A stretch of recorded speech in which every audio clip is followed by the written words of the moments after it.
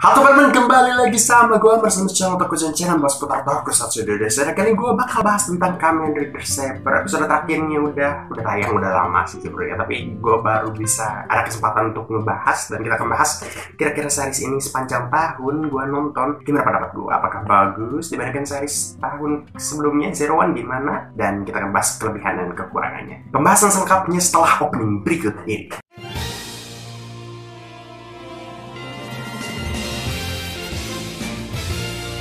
Oke, akhirnya channel ini ada kesempatan upload lagi dan pembahasannya pun sebenarnya udah telat. Kamen Rider Saber udah tamat cukup lama. Kamen Rider Revice saja, series terbaru Kamen Rider udah mulai tayang, udah episode ketiga kalau nggak salah. Walaupun pembahasannya udah basi, tapi gue coba ingin bahas saja ya, walaupun mungkin viewsnya nanti dikit ya, channel gue viewsnya dikit sih. Tapi ini sebagai pengobat rasa ingin ngebacot aja, pengen ngobrol sebenarnya sama seseorang, tapi gue kan nggak punya temen yang suka sama Tokusatsu ya, maksudnya gue nggak punya temen yang masih nontonin serial Tokusatsu yang kayak gini, Kamen Rider dan lain-lain gitu. Jadi gue kadang kan kalau kita nonton film pengen ngobrol gitu ya, ngobrolin tentang filmnya. Nah gue tuh nggak punya, makanya gue coba untuk mengobati rasa ingin ngobrol tersebut dengan bikin video kayak gini. Semoga aja ada yang nonton dan bisa komen di bawah biar gue bisa bacain, merasa ada yang nembalin obrolan gue, dan mungkin gue juga bakal balesin gitu. Nah, balik lagi ke Kamen Rider Saber. Sejujurnya ini adalah serial yang sangat menyenangkan untuk ditonton sepanjang tahun. Benar-benar sebagai penonton Kamen Rider ini ya, Kamen Rider tidak pernah mengecewakan lah ya, maksudnya enggak parah-parah banget setiap seriesnya gitu. Kalau dibandingin ya sesama produksi toei lainnya ya, Super Sentai ya, Kamen Rider masih unggul lah ya, walaupun serinya mungkin yang tidak terlalu bagus pun Kamen Rider tetap ada unggulnya juga gitu. Tapi Kamen Rider Saber ini benar-benar menyenangkan untuk ditonton sepanjang tahun ini ya, gue merasakannya. Padahal di awal-awal gue sempet agak-agak khawatir dengan serial ini. Pertama sih karena Kamen Rider Saber ini dirumorkan akan memiliki banyak Kamen Rider di awal-awal ya, karena ya, dan ternyata memang benar ada banyak Kamen Ridernya, dan bukan pertama kali Kamen Rider melakukan hal seperti ini. Tapi tetap aja ada rasa khawatir, takut tidak semua Kamen Ridernya itu bisa terceritakan dengan baik gitu. Takut, ada rasa takut itu gitu. Walaupun bukan berarti Kamen Rider sebelumnya yang punya banyak rider itu jelek ya ceritanya secara karakter dan lain-lain ya, bukan gitu maksudnya. Tapi tetap aja rasa takut itu tetap ada. Jangankan Kamen Rider deh, kalau kita ngobrolin Hollywood aja, atau mungkin director yang pernah ngegarap film yang bagus pun, kalau nanti bikin film lagi, gue nggak bakal tiba-tiba langsung optimis juga kalau misalnya premisnya memang sulit gitu. Jadi tetap ada rasa khawatir dulu. Misalnya apa deh, Marvel gitu ya, itu juga tetap ada rasa khawatir gitu. Walaupun Marvel secara film lebih bagus lah mungkin ya dibanding Tokusatsu Jepang gitu. Kalau Marvel udah wah gitulah ya. Pasti kita setuju lah ya semuanya, jangan bandingin gitu. Tapi Marvel pun kalau dibandingin film Hollywood yang lain masih banyak yang lebih bagus maksudnya. Tapi rasa khawatir itu selalu ada, apalagi Kamen Rider Saber ini dicanangkan akan memiliki banyak rider, dan ya memang benar, dan ada rasa khawatir di situ. Dan ternyata semuanya punya karakter yang punya ciri khas masing-masing dan terceritakan dengan baik gitu. Gue aja nggak nyangka gitu, semuanya beda-beda dan punya ciri khas tersendiri dari setiap karakter rider di sininya. Mungkin yang bisa dibilang kurang sih mungkin lebih pada Pak Ogami sama Mas Dai Shinji ya, yang kurang berceritakan. Maksudnya ya mereka berdua punya karakter yang berbeda dengan yang lain, tapi sayang karena memang Kamen Ridernya ada banyak, jadi yang nggak bisa fokus terlalu banyak ke karakter lain, pasti harus ada yang berat sebelah. Akhirnya menurut gue ya, kedua karakter itu kurang diulas dengan lebih dalam lagi. Mungkin nanti ada spin off-nya nanti mungkin. Tapi sisanya karakternya semuanya benar-benar punya ciri khas tersendiri dan terceritakan dengan baik. Kalau si Toma mah udah nggak usah ditanya lagi lah ya. Rintaro termasuk karakter yang unik ya. Aneh juga dia di awal-awal, cukup ya nggak nyangka di akhir-akhir ternyata makin kesini makin sebleng gitu. Tapi itu Rintaro tuh lucu banget aktornya karakternya bagus banget, bagian meranin innocent ya, polos-polos, dan cerita tentang cinta-cintaannya sama Mbak Mei itu lucu banget sih, itu bagus banget. Begitu pun Kento, cerita dia tentang dia dan ayahnya, kemudian di tengah-tengah dia pernah jadi evil juga gitu, punya pemikiran yang berbeda, tapi ya semuanya smooth lah. Perkembangan karakternya bagus-bagus sih. Ren tentang dia yang sempat berpisah dengan Sword of Logos dan juga sedang mencari jati diri gitu, mencari kekuatan, itu juga bagus. Apalagi persahabatan dengan Desas ya, persahabatan antara kedua orang yang sama-sama tidak ingin mengakui kalau mereka bersahabat, itu bagus juga sih. Apalagi keputusan untuk si director untuk saat si Desas kan mati ya di pas ngelawan si Ren ya, dan itu keputusannya bagus banget untuk membuat si Ren tidak menangis di situ, itu bagus banget. Tapi kita harus tahu di situ bahwa si Ren ini saling peduli gitu sama si Desas, itu bagus banget sih. Gue bahkan pas adegan si Desas mati itu gue bilang apa nih bakal nangis atau enggak, ternyata enggak, dan tapi bagus banget, itu keputusan yang tepat gitu. Kita bisa lihat dari ekspresinya, mereka saling peduli gitu, sahabat gitu. Begitupun Yuri, karakter yang lucu juga gitu. Yuri tentang kegaptekan dia baru nemuin teknologi dan lain, itu juga premis yang bagus sih. Karakternya lucu dan juga, tapi sayangnya di akhir-akhir komedi Yuri mulai tidak adakan, maksudnya mungkin pas arc-nya si Yuri lebih banyak tuh komedi-komedi si Yuri, tapi memang karakternya memindahkan hal tersebut ke si Rintaro ya karena di awal-awal tuh bukan di awal, tengah-tengah tuh saat si Yuri baru pertama masuk itu komedinya fokus pada si Yuri gitu. Nah di akhir-akhir tuh mulai si Rintaro tuh mulai makin sodor gitu. Begitupun Reika dan kakaknya siapa sih namanya lupa, pokoknya yang bersaudara gitu ya, berduaan, itu karakternya juga unik. Dua karakter itu juga memiliki kekhasannya sendiri lah, yaitu mereka punya pengabdian yang sangat luar biasa ya, walaupun mereka sebenarnya di saat Master Logosnya itu mulai sentolok, mereka juga tadi udah ngerasain Master Logos sentolok nih, tapi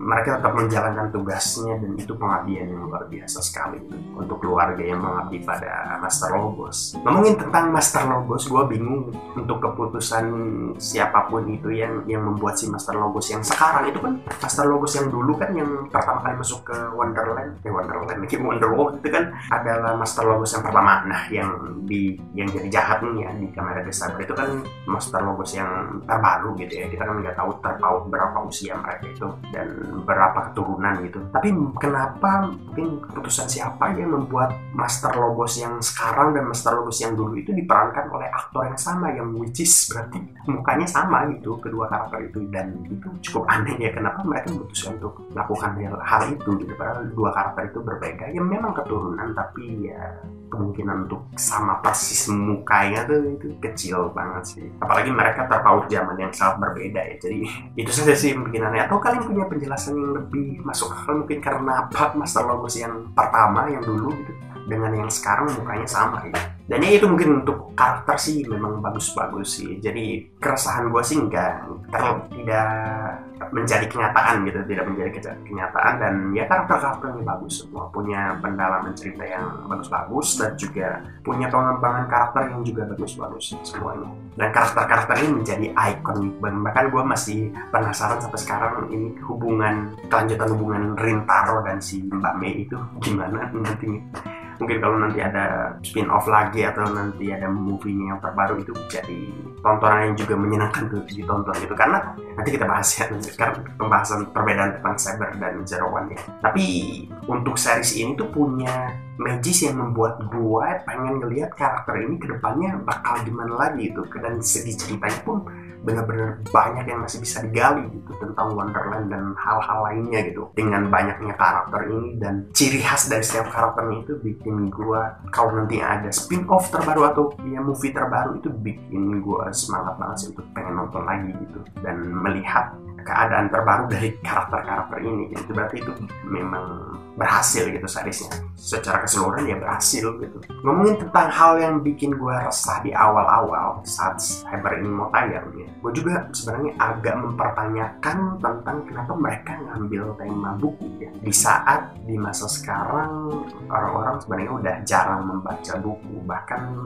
gue nggak tahu ya di Jepang masih sering baca buku atau enggak ya, tapi di negara-negara lain sih sudah mulai pindah ke ke smartphone gitu ya, baca sesuatu sekarang dari handphone gitu. Tapi setelah sampai ke sini gue punya pemikiran baru, dan pemikiran itu adalah bahwa keputusan mereka ngambil buku sebagai tema dari segala tetek bengek dari cyber ini ya, itu adalah keputusan yang bagus. Kenapa? Bukan karena untuk mempromosikan buku untuk dipakai lagi untuk anak-anak apa gimana. Ya mungkin itu tujuan mereka, tapi gue sih gak terlalu yakin itu akan berhasil ya. Tapi lebih pada ini adalah saatnya mereka pakai tema buku. Kenapa? Karena gue tuh punya pemikiran bahwa di suatu saat nanti buku itu udah bakalan mulai jarang digunakan gitu. Sekarang orang-orang akan mulai berpindah tangan dari buku ke smartphone gitu untuk baca sesuatu, ilmu pengetahuan dan lain-lain gitu, cerita dan lain-lain. Dan jadi sudah memang saatnya mereka pakai tema itu sebelum nantinya orang-orang mulai pindah dari buku ke smartphone dan mulai makin aneh ketika mungkin 20 tahun kemudian mungkin buku udah jarang ditemukan, mungkin nggak tahu ya, atau 100 tahun kemudian Kamen Rider baru bikin tema Kamen Rider tentang buku, itu malah lebih aneh lagi. Jadi keputusan untuk pakai buku ini walaupun memang sekarang sudah mulai jarang, masih banyak sih ya, tapi maksudnya orang-orang mulai pindah ke smartphone, dan itu keputusan yang baik untuk memakai tema buku sekarang sebelum nantinya di masa yang akan datang yang gua percaya isi buku semakin ditinggalkan sih. Dan bagus juga maksudnya, bukan berarti gua bilang untuk tidak baca buku, untuk tidak belajar ya maksudnya, tapi sebaiknya memang buku sudah mulai dipindahkan ke smartphone, lebih aksesnya dari internet saja. Kenapa? Karena buku kan dari kertas dari pohon ditebang makin dikit pohon kita. Jadi kalau buku semakin ditinggalkan juga berarti pohon-pohon kita semakin banyak yang selamat untuk tidak dibikin untuk jaringan buku gitu. Nah sebenarnya gue sangat puas sekali untuk Kamen Rider sekarang gitu ya. Gak tau ya, mungkin yang lain punya pendapat yang berbeda, mungkin kalian masih senang sama era-era awal Heisei mungkin atau gimana ya, terserah ya. Tapi maksud gue ini pun termasuk yang ceritanya bagus banget, walaupun di akhir-akhir agak kurang memuaskan ya pertempuran terakhirnya, karena gue ngebayangin pertempuran terakhirnya bakalan epic banget antara semua rider ini kumpul gitu. Tapi ya ternyata dibagi-bagi dan akhirnya yang lawan sama Stories itu. Tapi memang agak sulit gitu untuk bikin semua rider ini berantem di tempat yang sama. Koreografi ini sulit banget pasti, makanya dibikin pisah-pisah gitu kan, ngelawan apa sih, sage itu ya, 4 sage itu apa sih ya, itulah pokoknya dibagi-bagi gitu. Nah kalau gue puas tentang Kamen Rider Cyber ini, gimana kalau kita bandingkan dengan Kamen Rider Zero One? Kalau menurut gue Cyber ini lebih menyenangkan untuk ditonton, seru banget.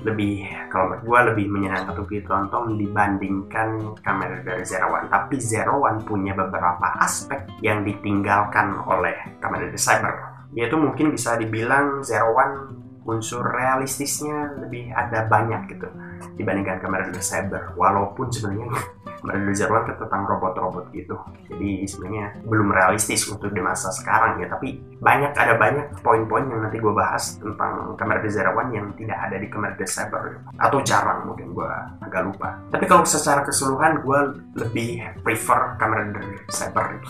Nggak tahu ya kalian, tapi gue lebih menyenangkan untuk ditonton di Kamen Rider Cyber selama setahun terakhir ini dibanding Zero One gitu ya. Pertama sih mungkin karena temanya mungkin Cyber lebih menyenangkan, karena di Zero One gue agak ngeri sebenarnya ketika robot-robot mulai di Zero One kan mencoba untuk memperlihatkan premis robot hidup berdampingan dengan manusia gitu. Itu kan yang ingin dicapai gitu oleh si Sacho kita. Tapi itu menyeramkan loh untuk diterapkan di dunia nyata gitu, untuk robot hidup berdampingan dengan manusia dengan beberapa aspek kelebihan dari robot gitu. Ditambah lagi di Kamen Rider Zero One itu ada, gue lupa namanya, tapi ada yang bikin robot punya perasaan gitu. Ada semacam apa ya namanya, tapi robot tuh nantinya akan punya perasaan gitu kalau nyampe puncak apa gitu ya, lupa. Tapi itu seram loh kalau misalnya di dunia nyata ini ada robot punya perasaan dan dia gak bisa mati gitu. Kalau manusia kan bisa mati ya, kalau robot ini gak bakal bisa mati gitu selama datanya masih ada. Mau dia rusak atau gimana, datanya bisa dipindahin ke robot yang lain gitu, ke badan yang lain, dan itu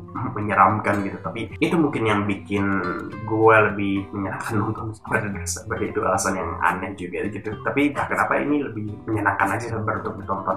Tapi ada beberapa hal yang di Kamen Rider Zero One yang lebih menonjol dibandingkan Kamen Rider Cyber, yaitu Kamen Rider Zero One lebih realistis di hal-hal yang society gitu. di hal-hal yang cukup ditinggalkan oleh Kamen Rider Saber itu ya, unsur realitas di mana rakyat itu ada loh gitu, unsur-unsur masyarakat itu ada gitu. Mungkin ini di Kamen Rider Zero One banyak banget dari unsur pemerintahan yang ikut campur gitu ya, karena mungkin premisnya juga Kamen Rider Zero One tentang robot yang mengkhawatirkan para manusia seperti yang gua khawatirkan gitu. Manusia mulai khawatir robot, premisnya tentang itulah, robot jadi menguasai dunia dan lain-lain gitu. Itu kekhawatiran masyarakat, itulah kenapa ada di situ di Kamen Rider Zero One itu pemerintahan yang ikut campur gitu. Itu kan muncul tuh pemerintahan dengan organisasi-organisasinya, terus unsur masyarakat juga muncul, demo dan lain-lain, dan juga unsur media, reporter, pemberitaan itu juga muncul ketika misalnya si Sacho mulai turun gitu dari perusahaan gitu. Itu kan juga diberitakan gitu. Itu unsur-unsur seperti itu yang bikin cerita tuh realistis, yang sering muncul di Marvel juga gitu. Karena tentu saja kalau kekacauan-kekacauan yang ada di bumi ini tidak mungkin berita, tidak muncul berita gitu, tidak mungkin pemerintah yang ikut campur gitu. Itu yang sering muncul di Marvel tuh kayak gitu. Dan di Kamen Rider Zero One cukup tergambarkan dengan baik gitu, media ikut campur, pemerintahan ikut campur, masyarakat juga terlihat lebih jelas gitu di situ, konflik dan lain-lainnya gitu. Jadi mungkin karena premisnya juga tentang hal tersebut gitu, berkaitan dengan hal tersebut. Nah, Kamen Rider Saber ini memang premisnya tidak berkaitan dengan hal tersebut gitu. Sayangnya memang jadinya kurang realis ketika mereka segala-segalanya ya. Gue nggak ingat ada berapa kali media muncul di Kamen Rider Saber, tapi seandainya ada pun berarti tidak banyak, sehingga bikin gue nggak ingat gitu. Media artinya ada pemberitaan gitu atau gimana gitu, dan hanya gue yang merasa atau gimana ya, Kamen Rider Saber ini dunianya kayak kosong sebenarnya. Mungkin di akhir-akhir mulai muncul tuh banyak masyarakat yang muncul, mulai bermunculan gitu, ada banyak para warga gitu. Tapi kadang sering kali Kamen Rider Saber ini punya latar tempat di mana mereka berantem dan kosong aja gitu, nggak ada siapa-siapa gitu. Ini kayaknya Jepang sepi bener gitu. Jadi di situ masyarakatnya kurang terlihat dan juga media pun kagak ikut campur tangan gitu. Jadi mungkin karena memang premisnya tidak mengarah ke situ ya, sebenarnya ya gak apa-apa gitu. Tapi itu yang jadi kelebihan dari Kamen Rider Zero One gitu. Satu hal juga yang fatal banget menurut gua, yaitu ketika Master Logos ya, dia di saat sebelum dia mati ya, di sebelumnya kan dia sempat konfrontasi tuh ke warga. Gue lupa dialognya, tapi intinya sih dia kayak bilang kalau dia mau menguasai dunia atau gimana ya, sebelum akhirnya dia mati ya. Di situ kan dia konfrontasi ke warga, dia ceritanya yang mau ngomong ke seluruh penduduk Jepang gitu, tapi nggak dilihatin sama sekali adegan para warganya ngelihat si Master Logos. Misalnya ya adegan kaget gitu, adegan takut gitu, itu ini Jepang mau diserang sama apa nih gitu, tapi adegan itu nggak ada gitu di saat itu. Nah di akhir-akhir memang mau tamat ini mulai muncul gitu hal-hal tersebut ya, yang tidak ada saat itu. Tapi apa susahnya gitu saat adegan Master Logos ini lagi konfrontasi ke rakyat gitu, ini gue menguasai Jepang gitu atau menguasai dunia gitu dan lain-lain, ini ada dikasih lihat gitu adegan warga gitu yang melihat gitu, khawatir, takut gitu. Itu harusnya muncul di situ. Kalau misalnya mereka nggak bisa ngeliatin, harusnya sih idealnya kalau memang durasinya bisa lebih panjang, idealnya ada media juga di situ memberitakan tentang keadaan situasinya dan lain-lain gitu. Tapi itu nggak terlalu penting lah untuk premisnya Kamen Rider Saber gitu, karena memang bukan itu. Saber itu bukan mau memperlihatkan hubungan tentang masyarakat, dan ini lebih pada ya para Kamen Rider ini yang ngelawan musuhnya aja gitu. Jadi media nggak terlalu penting sebenarnya kalau menurut gue aja. Tapi setidaknya itu sih yang fatal.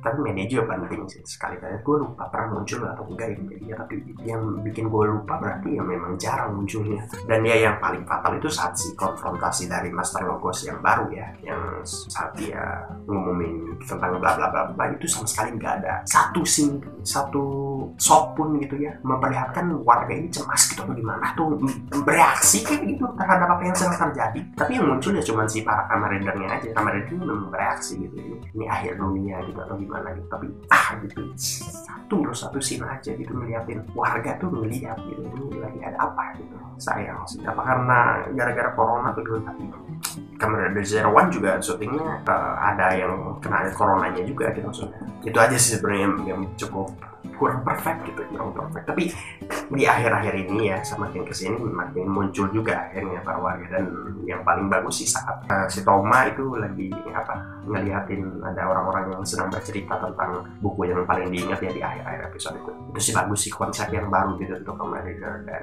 ya mulai di situ mulai muncullah aspek-aspek realisnya gitu dibanding saat si Master Logos itu ya. Tapi ngomongin Master Logos ya, ada satu dialog yang benar-benar bikin gue amazed, yaitu saat si Master Logos ditanya sama si Rintaro kalau nggak salah ya. Saat si Rintaro nanya, kenapa sih lu jadi kayak gini, kenapa lu jadi jahat gitu kan. Harusnya Master Logos nggak jadi jahat ya, tapi dia bilang seakan-akan dia menceritakan kisah sedihnya entah apa gitu atau apa gitu. Karena kan kadang penjahat kan gitu ya, punya alasan untuk jadi jahat gitu, dia merasa gini. Akhirnya si Master Logos pun gitu, dia ceritain masa kisah sedihnya, kemudian di akhir-akhir dia setelah ngomong bla bla bla bla, dia bilang nggak ada yang bohong gitu dan lain-lain gitu. Dia ketawa-ketawa, dia bilang enggak, gue nggak punya alasan untuk berbuat jahat, gue cuma bosan aja gitu. Dan itu bagus banget sih menurutku. Itu ironis, dan juga pertama sih gue memang agak risih gitu untuk orang-orang yang seakan-akan mereka berbuat jahat karena mereka punya alasan gitu untuk melakukan hal jahat. Ya emang ada banyak banget, bahkan rata-rata orang jahat tuh memang punya alasan untuk melakukan hal jahat, mau itu di film atau di dunia nyata ya. Tapi kalau kita nih diberikan oleh Tuhan alasan untuk berbuat jahat, usahakan untuk hindari gitu. Jangan berbuat jahat walaupun kita punya alasannya gitu, walaupun kita mungkin diberikan cobaan dan lain-lain, jangan berbuat jahat gitu. Tapi kadang-kadang orang tua berpikir dia mungkin karena nonton Joker juga, Joker penjahat karena punya alasan gitu. Tapi ada banyak juga orang-orang yang mungkin diberikan cobaan yang sama, diberikan alasan yang sama untuk bisa berbuat jahat, tapi mereka nggak bikin jahat. Misalnya orang miskin banget gitu, ada dua orang, satu miskin banget akhirnya dia nyuri gitu, satu miskin banget tapi dia masih mau kerja gitu walaupun hasilnya dikit gitu. Yang kita ikutin tuh ya itu, walaupun kita diberikan alasan apapun ya usahakan untuk tidak berbuat jahat. Dan ini dialog Master Logos itu bagus banget gitu ya, untuk orang-orang yang merasa setiap penjahat itu karena punya alasan. Ya memang gitu maksudnya, tapi enggak juga karena alasan tersebut semuanya jadi jahat dong. Enggak dong, kalau kita semua yang nonton ini punya alasan untuk berbuat jahat, ya jangan berbuat jahat, usahakan untuk tidak berbuat jahat. Tapi kalau kita sebagai manusia, kita juga jangan bikin orang lain berbuat jahat. Misalnya ya mungkin kalian nonton Joker itu karakter yang akhirnya jadi penjahat gara-gara society-nya memang brengsek gitu, masyarakat brengsek itu, dia diperlakukan oleh masyarakat secara tidak adil gitu, dibully dan gimana gitu, apalagi dia punya gangguan jiwa akhirnya mengakibatkan dia berbuat jahat. Tapi itu berarti film itu juga memperlihatkan ya kita harus bisa ada pencegahan untuk tidak membuat orang lain menjadi jahat seperti Joker gitu. Artinya kita ya jangan membuli orang lain, kita jangan bikin orang lain itu suatu saat mungkin jadi penjahat juga gitu ya. Kita mungkin kalau kita punya uang lebih, mungkin kita membantu orang lain lah biar mereka juga nggak jadi jahat. Itu kan upaya-upaya gitu untuk kita nggak bikin orang lain jahat. Tapi kita juga kalau seandainya kita yang berada di situasi itu dijahatin, dizolimin atau gimana gitu, diberikan alasan oleh Tuhan untuk bisa berbuat jahat, ya jangan berbuat jahat gitu. Kalau itu konteksnya di kita, tapi kita juga jangan bikin orang lain jahat. Itu mungkin tapi dari dialog dari Master Logos memang membuat gua jadi cukup bijak kali ini. Tapi ya jangan berbuat jahat, walaupun jahat sedikit bagaimana gitu, jangan.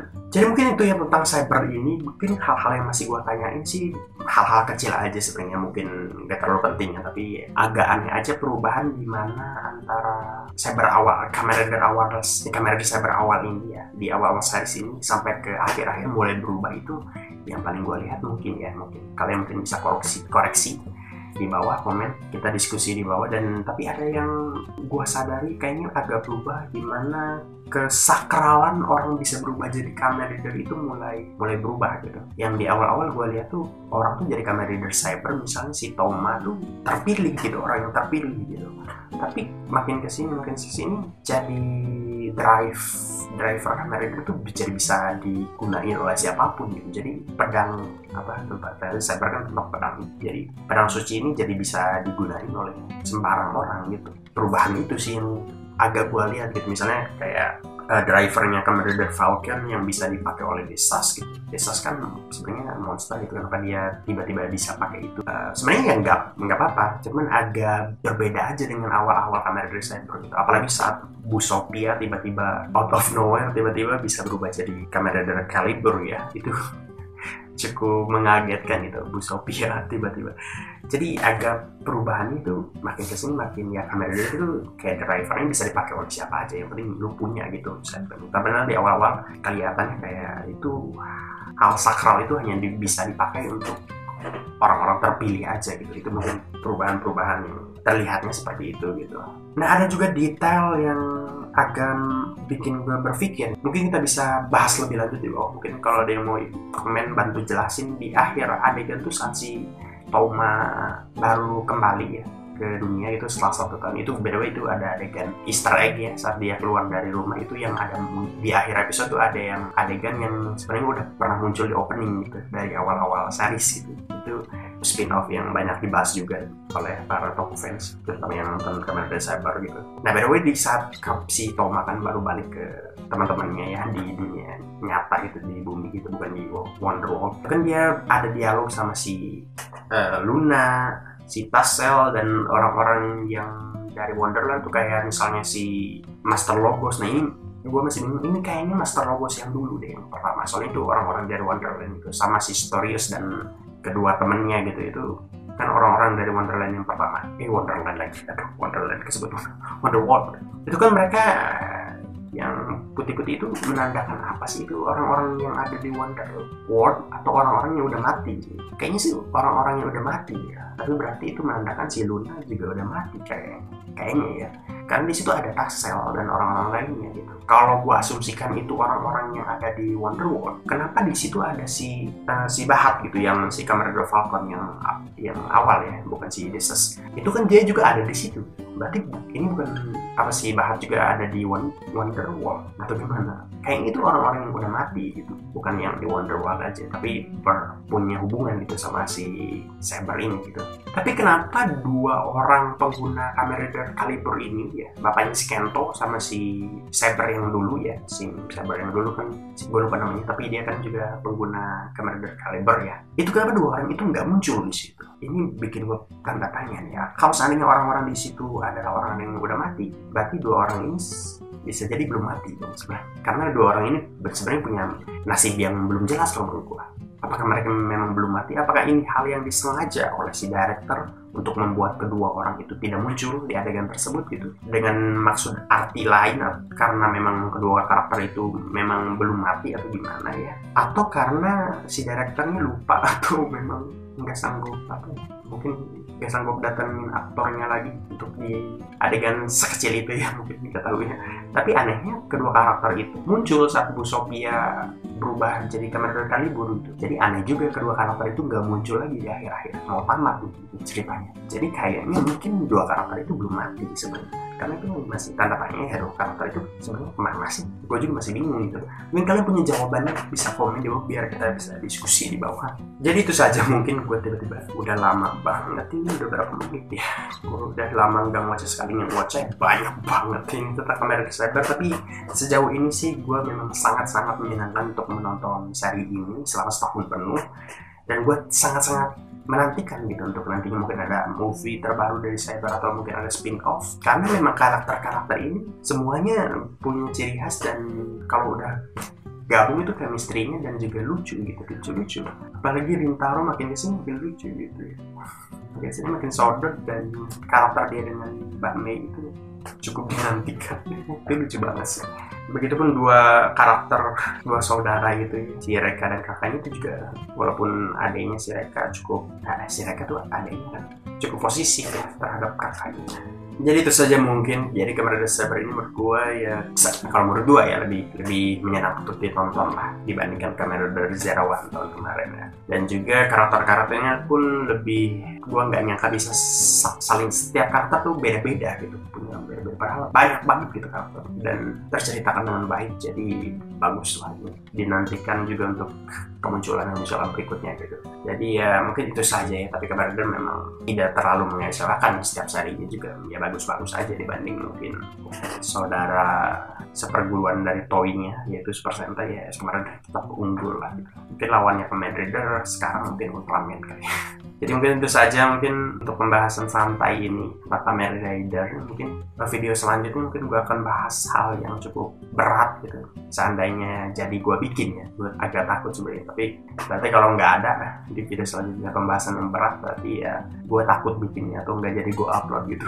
Ketahuilah. Ya mungkin itu saja untuk pembahasan kali ini, udah panjang banget. Terima kasih untuk Saber untuk setahun penuh ini, dan kita lihat apakah Kamen Rider Revice sebagus atau lebih bagus dari Kamen Rider Saber. Dan ya ini mungkin pertama kalinya ya gue bahas Kamen Rider di channel ini, karena mungkin gue bukan spesialisasi Kamen Rider sebenarnya, tapi gue pengen di sini pengen ngobrol aja nih. Gue udah nonton ini tapi pengen meluapkan pendapat ya, tapi gak ada temen gitu untuk ngobrol. Jadi ya semoga teman-teman yang nonton ini bisa jadi teman ngobrol gue di bawah. Mungkin silahkan komen di kolom komentar di bawah. Like juga video ini, share ke teman-teman kalian penyuka tokusatsu, terutama Kamen Rider, dan juga subscribe channel ini. Follow juga Instagram gue di @akbar_. Kita jumpa lagi di video-video berikutnya. Bye bye.